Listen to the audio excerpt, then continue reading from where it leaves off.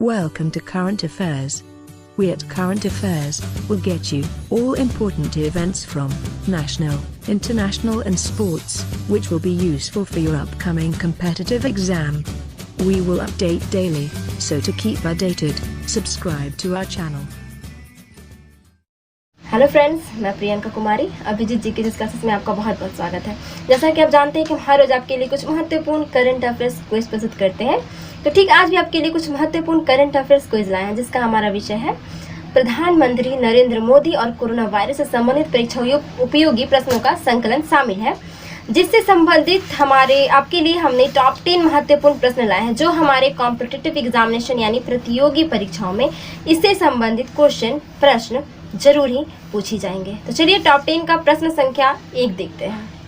प्रधानमंत्री नरेंद्र मोदी द्वारा लॉकडाउन बढ़ाए जाने के बाद भारतीय रेलवे ने भी किस तारीख तक सभी यात्री ट्रेनें रद्द करने की घोषणा की है? हमारा ऑप्शन ए है 3 मई, बी है 10 मई, सी है 15 जून और डी है 20 अप्रैल। आपको बता दें इसका सही उत्तर हमारा ऑप्शन ए है 3 मई। प्रधानमंत्री नरेंद्र मोदी द्वारा लॉकडाउन बढ़ाए जाने के बाद भारतीय रेलवे ने भी 3 मई तक सभी यात्री ट्रेनें रद्द करने की घोषणा की है। गौरतलब है कि रेलवे ने देश में कोरोना वायरस के मामले बढ़ने के बाद पहले 31 मार्च तक और फिर लॉकडाउन बढ़ाने के बाद 14 अप्रैल तक सभी यात्री ट्रेनें रद्द कर दी थी। हालांकि इस दौरान मालगाड़ियां चलाई जाएंगी। रेलवे ने कहा है कि हमने विस्तृत लॉकडाउन अवधि को ध्यान में रखते हुए यह निर्णय लिया है। रेलवे ने कहा है कि 3 मई की मध्य रात्रि यानी रात 12 बजे तक सभी यात्री सेवाएं बंद रहेंगी। तो चलिए इससे संबंधित अपना प्रश्न संख्या 2 देखते हैं। विश्व बैंक के दक्षिणी एशियाई आर्थिक फोकस आर्थिक अद्यतन के अनुसार कोविड-19 महामारी के कारण वित्त वर्ष 2021 में किस देश की आर्थिक विकास दर की वर्ष 1991 के उदारीकरण के बाद से सबसे खराब रहने की संभावना है? जिसका ऑप्शन हमारा ए है नेपाल, बी है चीन, सी है बांग्लादेश और डी है भारत। जिसका सही उत्तर हमारा ऑप्शन डी है भारत। आपको बता दें कि विश्व बैंक के अनुसार दक्षिणी एशियाई क्षेत्र के 8 देशों की आर्थिक वृद्धि दर वर्ष 2020 से 21 में 1.8 से 2.8% रहने का अनुमान है, जो 6 माह पूर्व 6.3% अनुमानित थी। वित्त वर्ष 2021 में भारतीय अर्थव्यवस्था की विकास दर 1.5% बढ़कर 2.8% होने का अनुमान है।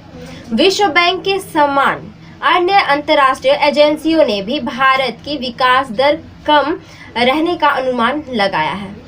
चलिए आपको प्रश्न संख्या 3 बता दें।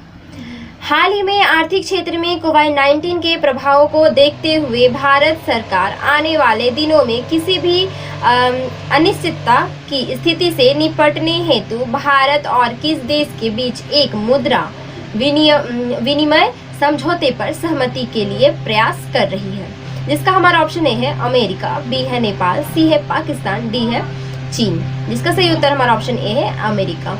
आपको बता दें कि विश्व में कोविड-19 से प्रभावित अन्य देशों की तरह भारत में भी स्वास्थ्य के अलावा कई अन्य क्षेत्रों में भी इसके गंभीर प्रभाव देखने को मिले हैं। वर्तमान में कोविड-19 के कारण आर्थिक क्षेत्र में उत्पन्न हुई चुनौतियों के बीच अमेरिका के साथ मुद्रा विनिमय की सुविधा से भारतीय रिजर्व बैंक को मुद्रा अस्थिरता से निपटने में सहायता प्राप्त होगी।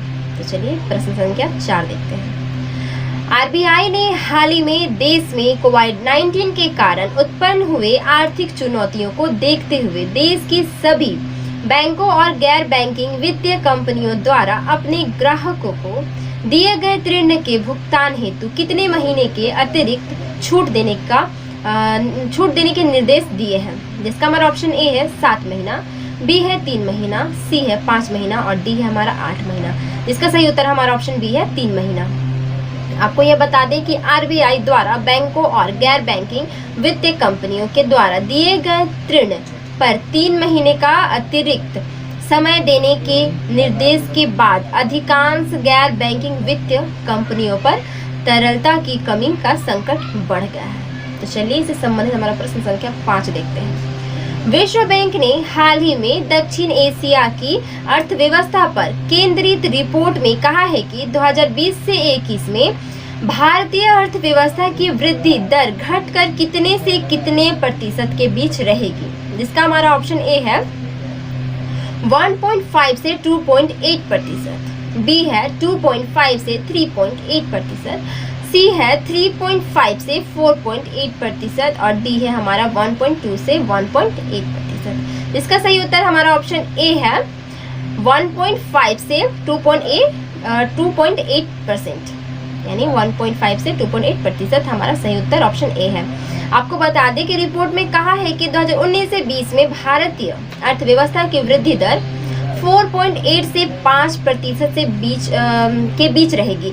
रिपोर्ट में कहा गया है कि कोविड-19 का झटका ऐसे समय लगा है जबकि वित्त क्षेत्र पर दबाव की वजह से भारतीय अर्थव्यवस्था में पहले से सुस्ती है। इस महामारी पर अंकुश के लिए सरकार ने देशव्यापी पाबंदी लागू की है। इससे लोगों की आवाजाही रुक गई है और वस्तुओं की आपूर्ति प्रभावित हुई है। रिपोर्ट में कहा गया है कि कोविड-19 की वजह से घरेलू आपूर्ति और मांग प्रभावित होने के चलते 2020 से 21 में आर्थिक वृद्धि दर घटकर 1.5 से 2.8% रह जाएगी। तो चलिए इससे संबंधित हमारा प्रश्न संख्या 6 देखते हैं। गृह मंत्रालय के अनुसार भारत में फंसे विदेशी नागरिकों का वीजा किस तारीख तक के लिए बढ़ाया गया है? हमारा ऑप्शन ए है 20 अप्रैल, बी है 30 अप्रैल, सी है 10 मई और डी है 30 मई। जिसका सही उत्तर हमारा ऑप्शन बी है 30 अप्रैल। आपको बता दें कि भारत में कोरोना वायरस लॉकडाउन की वजह से विदेशी नागरिक फंसे हुए हैं। ऐसे में जिन विदेशियों की वीजा अवधि खत्म हो रही है, सरकार ने उनकी वीजा की अंतिम तारीख को बढ़ाने का फैसला किया है।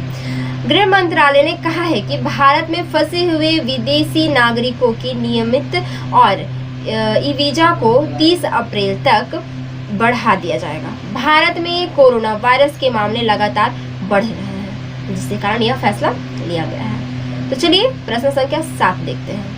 भारत में लॉकडाउन कितने तारीख तक बढ़ाने की घोषणा की गई है? हमारा ऑप्शन ए है 3 मई, बी है 30 अप्रैल, सी है 20 मई और डी है हमारा 20 अप्रैल। जिसका सही उत्तर हमारा ऑप्शन ए है 3 मई।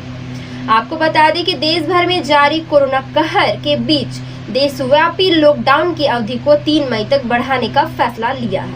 प्रधानमंत्री नरेंद्र मोदी जी ने कहा है कि मेरी सभी देशवासियों से यह प्रार्थना है कि अब कोरोना वायरस को हमें किसी भी कीमत पर नए क्षेत्रों में फैलने नहीं देना है, नए क्षेत्र में फैलने से रोकना है, जिसकी वजह से यह फैसला लिया गया है। चलिए प्रश्न संख्या 8 देखते हैं। भारतीय सेना ने सियाचिन दिवस मनाया, निम्न में से किस दिन मनाया गया? हमारा ऑप्शन ए है 12 अप्रैल, बी है 13 अप्रैल, सी है 13 मई, डी है 15 जून। जिसका सही उत्तर ऑप्शन बी है 13 अप्रैल। आपको बता दें कि इस दिन को ऑपरेशन मेघदूत के तहत भारतीय सेना के साहस को याद करने के लिए मनाया जाता है। यह दिन दुश्मन से सफलतापूर्वक मातृभूमि की सेवा करने वाले सियाचिन योद्धाओं का सम्मान करता है। ऑपरेशन मेघदूत को 13 अप्रैल 1984 को लॉन्च किया गया था, यानी 1984 में लॉन्च किया गया था। प्रतिवर्ष अप्रैल 1984 को प्रतिवर्ष भारतीय सेना विश्व के सबसे ठंडे और उच्चतम युद्ध क्षेत्र को सुरक्षित करने वाले भारतीय सेना के सैनिकों के साहस को प्रदर्शित करके याद करती है। तो चलिए हम अपना प्रश्न संख्या 9 देखते हैं। किस देश ने भारत को 15.5 करोड़ डॉलर की मिसाइल टॉर्पीडो की बिक्री को मंजूरी दे दी है? हमारा ऑप्शन ए है नेपाल, बी है चीन, सी है रूस, डी है अमेरिका। आपको बता दें इसका सही उत्तर ऑप्शन डी है अमेरिका। इन मिसाइलों को 155 मिलियन डॉलर में बेचा जा रहा है। हार्पून मिसाइलों की लागत 92 मिलियन डॉलर है और टॉर्पीडो की कीमत 63 मिलियन डॉलर है। यह मिसाइलें दुश्मन की हथियार प्रणाली से खतरों के खिलाफ अपनी क्षमता में सुधार करने में भारत की मदद करेगी। हल्के टॉर्पीडो का इस्तेमाल पनडुब्बी रोधी युद्ध अभियानों में किया जाएगा। तो चलिए 10 का प्रश्न संख्या 10 देखते हैं। एशियाई मुक्केबाजी चैंपियनशिप 2020 की मेजबानी निम्न में से कौन सा देश करेगा? हमारा ऑप्शन ए है नेपाल, बी है चीन, सी है रूस, डी है भारत। जिसका सही उत्तर हमारा ऑप्शन डी है भारत। आपको बता दें कि भारतीय मुक्केबाजी महासंघ ने खुलासा किया है कि भारत नवंबर-दिसंबर में महिला और पुरुष एशियाई मुक्केबाजी चैंपियनशिप की मेजबानी करेगा।